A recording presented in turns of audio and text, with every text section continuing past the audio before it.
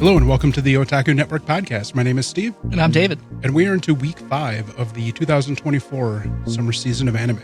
So due to the complications of last week, we are not talking about episode 5 of Shoshimin this week because it got delayed. So we're talking about episode 4 of Shoshimin, but then are going to follow that up with episode 5 of Ramen Akaneko and episode 5 of My Deer Friend Nokotan. So the return of Shoshimin after a week's absence picks up exactly where episode 3 left off, where Jogoro and Kengo are discussing everything that's happening around the theft of Yuki's bicycle. They're still in the classroom, and they still have not been able to get a hold of Yuki. So in order to convince Kengo of the depth of the situation and the trouble that it may spell for Yuki, as well as to solidify the reasoning within his own head, we have the majority of the episode being a breakdown and a raw demonstration of logic by Jogoro as he goes through the different points that they understand and essentially mathematically figure out the probabilities of what everything means. What they boil down to, the person who stole Yuki's bike, but stolen it in order to ensure that they wouldn't be late to driving ed class, is more than likely taking the driving ed class as part of a broader criminal enterprise. The logical assumption that Jogoro has come to is that the culprit is who they've figured out through some deduction and then some detective work by contacting Kengo's sister, is he is not old enough yet to even begin trying to get his license, so he's doing it under an assumed identity. And the most likely suspect is the person whose house was broken into where Yuki had her first incident since her bike theft, because her bike was seen at the break-in. So now it's a matter of putting the theory to test and seeing how much they can find out through actual physical investigation. Kengo and Jogoro, still unable to reach Yuki, head over to the driver's ed facility. Another one of the key pieces that they believe the culprit is using an assumed identity is because they have a rough idea of where he lives within the city, and there is another driving school that is significantly closer to his house. It wouldn't make any sense for him to go out of his way to the outskirts of city to a different driving school if he wasn't trying to hide who he was or prevent running into somebody that knows him. They get to the school, but before they can do any confirmation, Yuki shows up in disguise and pretty much through stealth photography was able to gather the evidence they needed to confirm Jogoro's theories and suspicions. So she was able to take a picture of paperwork he was working on at the time where it clearly listed his name as the person who had the break-in. But in a twist, we find out that Yuki is not actually Yuki. It is her twin sister, which Kengo picked up right away and is like, wait a minute, you're not actually Yuki. And her demeanor changed and she admitted that she's Yuki's sister. But I forgot what she said her name was. Maki? Might have been Maki. I don't remember. It's Maki. Okay. Yuki and Maki. So we wrap up with Yuki and Jogoro enjoying some pancakes. Well, Yuki's enjoying the pancakes. Jogoro's drinking coffee and having some toast, I think it was. Being cool. Being an adult. Yeah. And the couple next to them causes a disturbance, which will probably lead us into the next mystery arc, as they try to determine why this man and woman had a public disagreement, which led to both of them rushing out of the restaurant. And it looks like the setup is potentially infidelity on the man's part.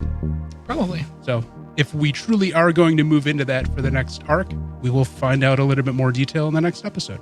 I'm just glad that there was a coherent multiple episode arc. Because at first it didn't seem like there was going to be any arc. Yeah. But now we've had this whole it was crime syndicate resolved. Yeah. They were selling concert tickets. Yeah, they were scalping concert tickets. And I think there was another thing too that was from the newspaper article that they cut to.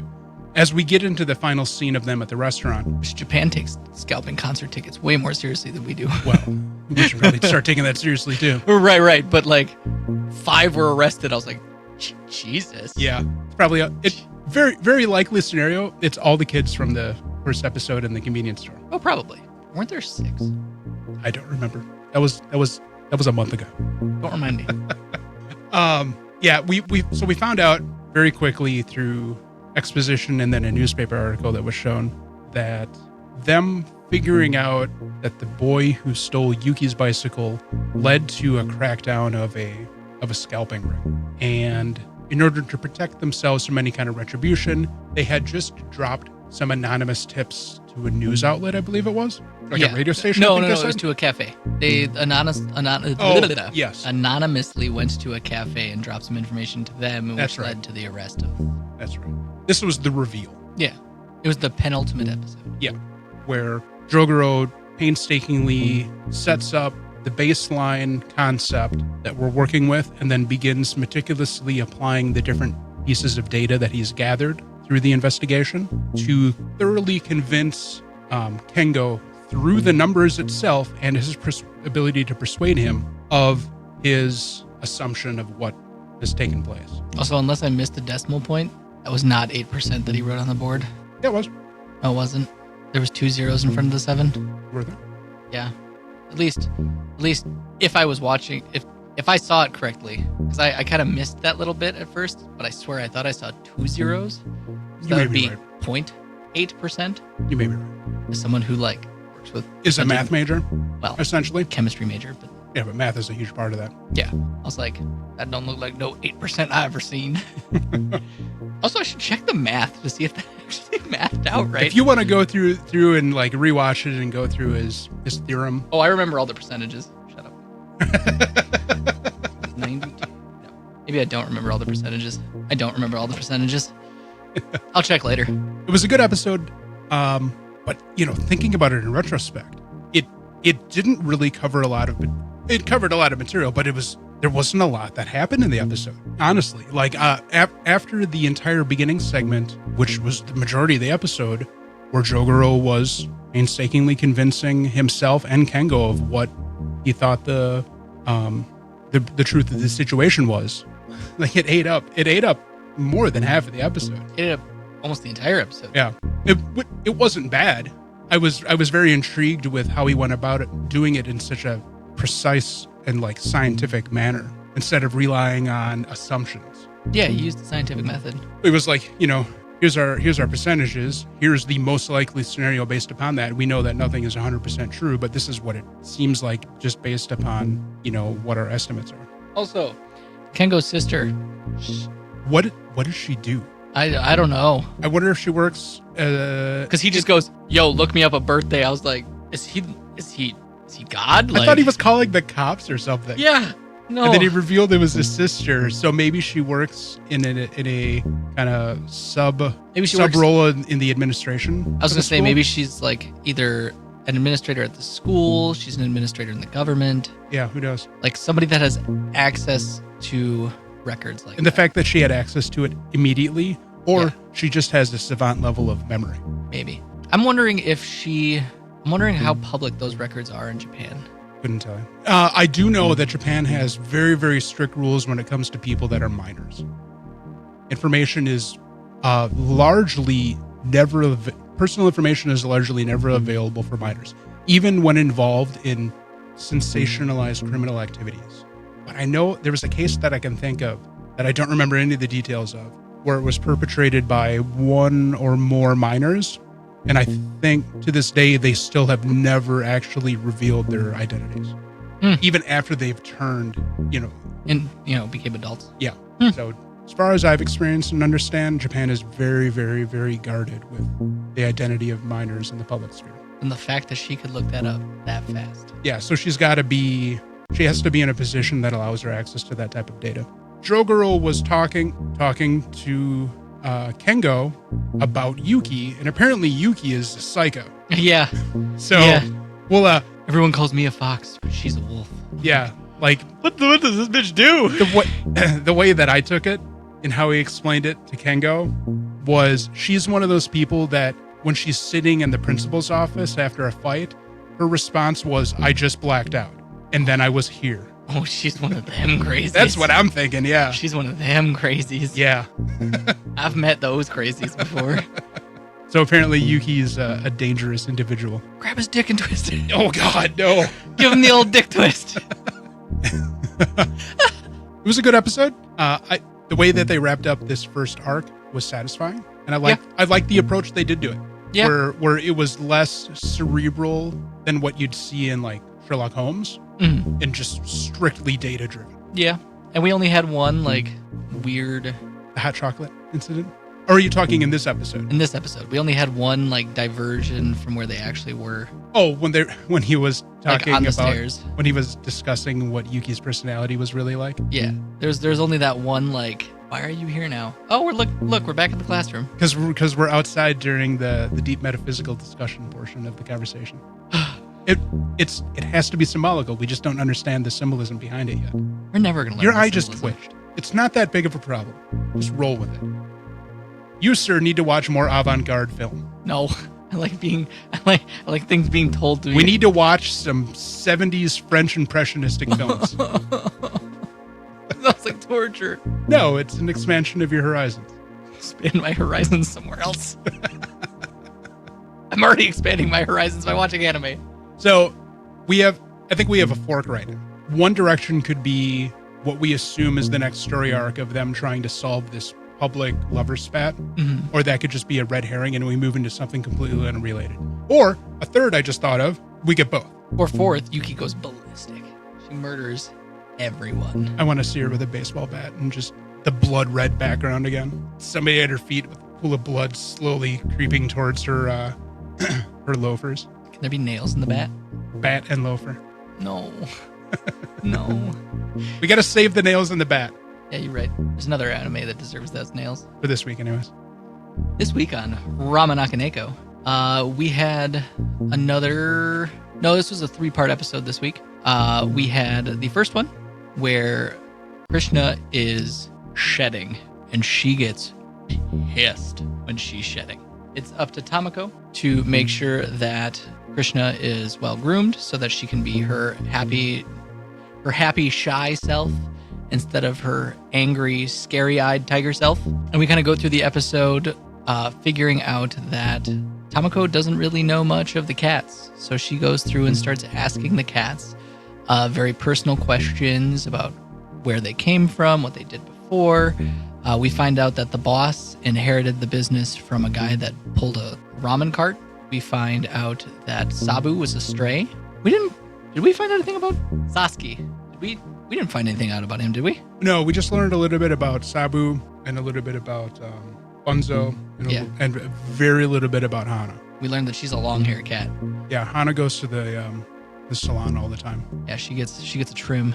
And then when asked about it, she gets very aggressive and very defensive and goes to yell at Krishna. For spilling the beans on For spilling fact the that she's beans. a long hair. And then Krishna turns and they get startled by basically Demon Tiger, who's very irritated because she's shedding. And Tamako's basically just like, look, shut up. I'm going to brush you. That's what's happening. Don't complain about it. Don't worry about me. We're just going to make you happy. And that's how that first episode wraps up. The next episode, it goes and shows the store wrapping up for the night. Miki-san ends up showing up with an associate, and they talk about the recording incident that had happened. And everybody's kind of pointing out that his assistant, Tamako is pointing out that the assistant looks kind of weird. Looks like she's constantly holding back what might be gas or a smile. And Hana points out that she actually used to work for the cats, but she's a cat lover. And she thinks that she's hiding it very well, but she very obviously is not hiding the fact that she loves these cats very well. They go through and kind of have this review with her where she gets a little too close to the cats. She sniffed Sabu and just did other things that the crew found inappropriate, and she ended up being let go. And she almost actually quit her job being a lawyer with Miki-san. And so they're kind of like, okay, you're done.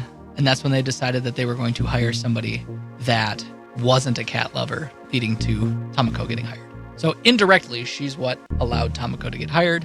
Tamako talks with this lawyer lady. They kind of talk, have this exchange where the lawyer lady is pretty jealous, but she understands why they let her go. But in the same vein, she's still sad that she can't really help. And then Tamako brings up what Bunzo said, saying, you can help in your way. And it invigorates her, and then they go off and do their own thing. And then the last episode, they have a guest come in and talk about how she wants to support the business as best she can, but the ramen makes her put on weight. So she is like, oh, well, how can I help? Can I get like Akaneko coins? And they're like, yeah. Bunzo kind of just goes, buy our food. Like, yeah, it's like I'm only interested in making the food. He then jokes saying that he should give a free picture of Hana with every meal. And Hana gets really mad, but this guy that's sitting at the counter is like, I'd actually like that. And then it go through the episode a little bit more, and that girl comes back with just this sculpted god of a man. A shit brick house of a dude. This behemoth that sits down. He orders 2 bowls of ramen, like 2 plates of meatballs. It was 2 bowls of the Ramen Akaneko special. Yeah. 2 orders of fried chicken. And then I believe there were 2 orders of gyoza for him as well. Yes. I know the girl was eating just a plate of gyoza. Right. And he packs it away in like record time. He takes like all of the meat off the top, 1 bite. Yeah. Gulping down the noodles. In between noodles, he's popping in chicken. He was massively carb loading. That guy was packing it away. And it turns out that she doesn't even know this guy. She just like brought him in off the street. I can imagine the conversation. She's wandering around the streets and she sees this thickums and she goes, "Do you like to eat ramen? You got to come with me. You got to try this place. I'll pay for it." Yeah. And then actually it was really sweet how he's like, let's exchange contact numbers so that you're not just asking random men to come with you to this place. Yeah. It's like, I'll come with you every time you want to go. And I was like, oh, that's so sweet. Ramen Akaneko is setting up couples for future. And then he orders another Akaneko special. He orders another bowl as pretty much a nightcap. I was like, I barely eat 1 bowl of ramen. Those bowls are big. The Ramen Akaneko is in a giant... I know, it's in I've been to restaurants where you get bowls. It's essentially a salad bowl. Yeah, you get bowls that big of ramen. I struggle to finish those. Yeah, no, he packed away those calories. Oh yeah, he must have been planning to go to the gym afterwards to lift. I think him giving his contact information though was a daily Akaneko though. I think that was the daily Akaneko. It could have been. That part. Anyway, doesn't matter. We can just combine the daily Akanekos into these at this point because they're continuations of the episode. Yeah. But yeah, that's pretty much it for that episode. It was a good episode. We get some funny scenes of Hana like excellently fighting stancing Bunzo. Yeah, I didn't understand that, but it was cute. It was post him saying that they should give out the pictures of her. Got it. Okay. Because it was in the daily Akaneko. It was the very end. Yeah, it was the daily Akaneko, and it was just her continuing to punch Bunzo while he's just like, ow, please stop. Also, the daily Akaneko where Bunzo bats away Krishna's fur ball. Yeah. And it's just meow. He's just a very like grizzly with no feeling behind it. Just yeah. Yeah. I was laughing so hard. He was trying to maintain his composure. My younger sibling had to check on me because I was just laughing so hard. Thought I was dying. It was a good episode. It was a very good episode. It was fun. Really, really enjoy the continued growth of the story of these episodes. Yeah. They're very entertaining. They're very cute. They're very wholesome. This anime is just so wholesome, and I love it. Well, and it keeps building upon all of the stories that have transpired before. Yes. Because the lawyers were there to talk about what kind of further mitigations they were going to do about that streamer that had showed up and caused all that problem. Yeah, that's also an important part. Yeah, because the crazy cat lady was willing to offer all of this free service for them, and they're kind of like, simmer down now. Yeah, Miki-san's like, are you sure you want to do that? Like, and she's like, I'll do whatever I want. It's like, my case. Do you want to put any... You put all this work in and you're not going to gain any... Like, this is your job. Why are you doing this, pro bono? It's because she loves cats. It's because she's a psycho for cats. You could see when she came in, her mouth was like wavy. Yeah. Like she was fighting back, grinning. She had to shit. Jesus. It's like, what is wrong with this woman? The exposition that she's the one, the whole concept of them... not hiring cat lovers. Not hiring cat lovers because they had such a problem with her being not... professional. Not respecting their personal space. Right. She was like... all up in their shit. The cat equivalent of harassment. Yeah, it was casual harassment. Oh, yeah. Definitely. Yep. Because she was like sniffing Sabu. Like she was petting Hana instead of brushing Hana. Yeah. She was like... I think she was also sniffing Krishna or hugging Krishna. There was one, I can't remember who it was. To be fair, Krishna also has like snuggled with Tamako. That's a little bit different though. That's offering. Yeah, Like, hey, that's true. That's consensual. That was consensual. That was consensual snuggling. We love consensual snuggling. Especially the mood swingy tiger.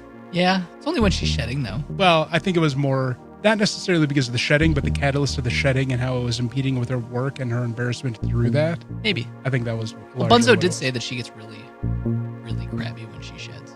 Yeah, because, she was with her work. And she doesn't want to be a detriment to the business. She is very, very gung-ho about not being a burden. Yeah, she's very conscious about everything. About everything, yeah. She's the most self-conscious tiger I've ever met. I mean, even if she's the only tiger you've ever theoretically met, that is definitely a true statement. No, I watched Aladdin. There's a tiger in that movie. Yeah, Jasmine has a tiger. I mean, there's also the Jungle Book. There's the Jungle Book too. Shere Khan. Mm-hmm.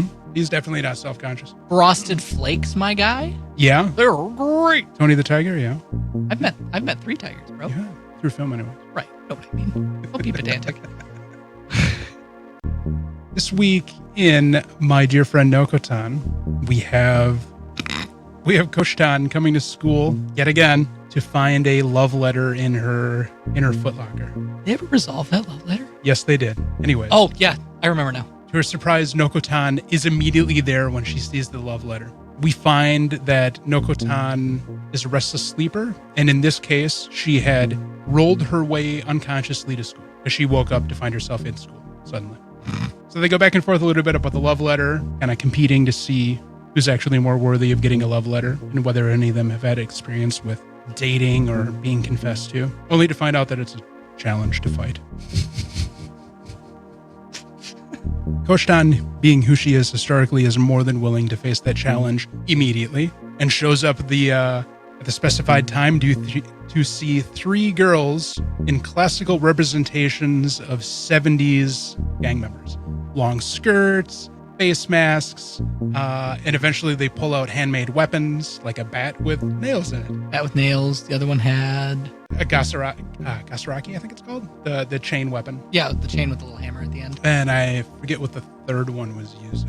What was the third one using? I don't remember. She got beat so quick that it didn't even matter. So Koshtan, not wanting to let this slight to her honor as an ex-gang member go, she immediately starts fighting the 3 girls. Kicking ass, by the way. Yeah, but it's 1 versus 3. They've got weapons, so she sees after the chain is wrapped around her throat and she kind of falls into a less advantageous position that she may not be able to do this on her own, at which point Nokotan hands her one of her antlers. Takes her a second to realize that the antler is useless, so she throws it on top of onto the roof of the gym, where it proceeds to destroy the entire gym and send all the girls flying into the air bleeding, and the fight is over with. It fucking detonates. It was a thermonuclear grenade. It was a thermal detonator from Star Wars. Yes. It was a deer version of a thermal detonator. So that ends the challenge segment. Which immediately just cuts to them being safe. And Coach Tan pointing out, thank God that this is a comedy anime. Yep, exactly. Then Coach Tan can't let the fact that Nokotan has indirectly gotten her into the front page of the newspaper due to this incident, and so needs to investigate the deer girl. So she follows her. She's stalking her dressed as Carmen Sandiego without the color. It's very much Carmen Sandiego. Oh, I know. I realized that right away. Comes across Nokotan sitting still, unmoving in a park as if her battery has run out of power and she's just in safe mode. She begins to question whether or not Nokotan is homeless and or poor and starving, that her only recourse is to eat her tasteless, bland antlers. She pulls an antler off, but then opens it up to reveal that it is a banana holder. Eats 2 bananas. She follows the deer girl. The deer girl goes to the zoo, and she's like, oh, she actually lives in the zoo, because she wanders right into the deer enclosure, stands there with all the other deer, including the one that has been wandering back and forth in the deer club for a couple episodes now. And Koshtan talked to her too. Yeah, it did. No, Koshtan kind of is still in detective mode and observes a couple visiting the deer enclosure and being completely oblivious to the fact that Nokotan is a deer girl instead of just a deer.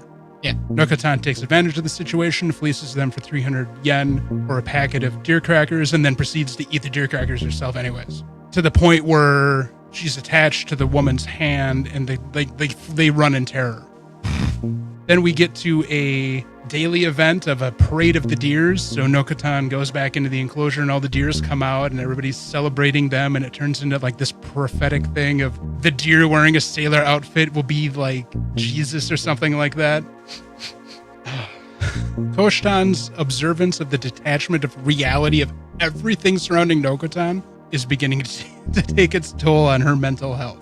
Yep. So the episode ends with us returning to Neko Yamada, the vice president of the student council, who is the only one of the characters so far who is anti-Koshtan. And Nokotan, at first. In her effort to do some spying on the Deer Club to try to find dirt to destroy Koshtan. Nokotan pretty much puts an end to that right away and invites her, assuming that she wants to join the Deer Club, to come in and try out for her membership status. At which point, Nokotan runs her through a series of tests, I would say, to the point where she's incredibly brainwashed into wanting to be Deer. Yeah. Like, really quickly. Yeah, like super fast. The narrator even's like, just like Koshtan, Neko Yamada is also easy. We get Neko Yamada leaving the Deer Club's club room with Nokotan's antlers stuck to her, and Neko Yamada is in pure bliss mode as she walks home until she realizes that she didn't actually accomplish her goal. Yep. This segment makes me question more whether or not Nokotan is an evil genius or correctly dumb. I think she's an evil genius, to be fair. It's hard to tell. She kept calling her things regimes. Well, she was talking about the Deer Empire. Yeah. I was right. 100 Years of Deer. 100 Years of Deer. And the fact that, she like immediately intercepted Neko Yamada and just distracted her with nonsense and insanity and just brainwashed the hell out of her. Oh my god, I think Nokotan's evil. I think Nokotan is evil. Go back to the deer, to the part in the zoo. What level of disassociation with reality can you have to not realize that that's not a deer, that's a girl with antlers? Or, and I just thought of this, what if we're insane? What if Nokotan really doesn't look like that? And we're just being presented with the idea that Nokotan looks like that. And she really is just a deer. And the only other person that sees her as not a deer is Koshtan. Everybody else at school reference her as a girl. I don't know. Because everybody in the Deer Club talks about how she's a girl, but also a deer. The show's getting to me, man. I mean, even the title card where we have Shoshimin on her arm, like a deer wouldn't do that. Never know. Also, she can grow her antlers at will. Yes. And they get wiggly. Yeah, like little noodles. Yeah. Oh, Koshitan's little sister. Oh, realizing that Koshitan is in a homeroom and is going to be forever. Literally, Naruto runs home to go she can snoop around in her room. Be a pervert in her sister's bedroom, yeah. I was laughing so hard. All I could think of was fucking King of the Hill. Something's not right about that boy. Something's not right about that girl. God damn it, Bobby. I love this anime. I was laughing so hard today. The entire thing with her following Nokotan, trying to figure out anything about her. There's another thing. Nokotan had to know that Koshtan was there and was deliberately misleading her in every way possible. I'm almost positive that Nokotan is an evil genius at this point. Maybe the anime will end with her, forming the Deer Empire. I think it will. I could see it happening. And then Koshitan just waking up from a nightmare. There's a little stuffed deer next to her bed. Yeah, and it's just Nokotan. Oh my god, it hurts. It hurts so much. We're calling it now, folks. That's how the anime is going to end. I'll add that to the prediction tally. I'll say prediction board. Yep. Let me see 100-Year Deer Empire. I loved the fight with the three girls in the beginning. Empire of the Rising Deer. Yeah, the fight at the beginning with the three girls was hilarious. I mean, we knew the antler grenade from one of the previews. Antler thermal detonator from one of the previews. But how we got there, we didn't know. And it was hilarious. It was a great build-up. It was so funny. Especially when you're like, oh, it's a love letter. No, it's a challenge. It's a little heart sticker on it. Brings me back to the first episode of Minami-ke I showed you, where the middle girl gets the love letter from the guy in her class, and the younger sister convinces that it's a challenge letter. Oh, yeah. And she has to, sweep his legs so she has a better chance of defeating him in combat. Yeah, I remember that. This one literally just was a challenge letter made to look like a confession. The envelope had a little heart sticker closing it, and she opens it up, and it's just thick calligraphy challenge. anime's fantastic. It's good. This is probably one of the better ones this season. Oh, it's so funny. It's so dumb. It just does whatever the hell it wants to. Yeah. Whatever the hell it wants to. And a lot of the people that I've shown this anime to have also just loved it. Like I added the Shika to a soundboard that I have. Yeah. And whenever I join a Discord channel now for this group of guys that I play a video game with, I play that, and they're just like, "It's that Deer anime, isn't it?" It was a good week. Very good week. We had a satisfying conclusion to what I'm assuming is the first story arc of Shoshimin. Watched the show's already over. Just, damn. I liked the way that they went about doing the whole reveal and the process of his analysis of the problem. I don't know how I feel about the reveal of Yuki having a twin sister. We'll see where that leads. Yeah, that was weird. That was kind of weird. Very strange. But yeah, overall it was good. And I can't wait for the next episode to see what new direction we're going to go into. Same. I'm excited. Ramen Akaneko is really good too. It was good. I'm really enjoying the consistency of the episodes and general improvement. It does a really good job of incrementally building from its past that it's created so far. It isn't just pushing forward blindly. It's giving us a wider world view of the story and the characters while also maintaining what has transpired in previous episodes. And I think it's doing a really good job of that. And as always, Nokotan is I don't know how much solid. I don't know how much more gushing we can do over Shikanoko, Noko, Kosh Tan. Yeah, it's good. Oh, I've played the opening theme for that today, and had thought about it for the first time when they show the scene of them flying through the air and then pulling parachutes, and then Kosh-tan freaking out because she doesn't have a parachute and then crashes into the... So what I take that to be is a reference to other moe-style anime openings where they just randomly have the cute girl characters like flying through the air for no fucking reason. Yeah. I think that's a direct reference to that. That's what popped in my head. I'm like, wait a minute. I've seen this in a lot of anime about cute girl characters where they just have this segment of them. I think even in Azumanga Daioh, I think they even have a segment like that. They do. In the opening theme. Yeah, they do. I've definitely seen that. Yeah. But they just kind of twist it in a little bit of a comedic fashion that would befit the gag aspects of this anime. Like, oh yeah, we all have parachutes because we have to land eventually, right? Because that's something they don't show in those other shows. They're just flying through the air and then it just shifts to a different segment. Yeah. And Kosh-tan crashes through the school. I fucking love this anime. Yep. I think that's it. Yeah, we're a third of the way through the season. Woo! It's going pretty fast. It is going really fast. It's weird. Last season seemed like it went on forever. Yeah. Well, I think part of it too is, in all reality, we have 3 shows that have... We all really like these. We like all 3 of these shows. All 3 of the shows have no definitive story trajectory. Shoshimin is just multi-episodic arcs.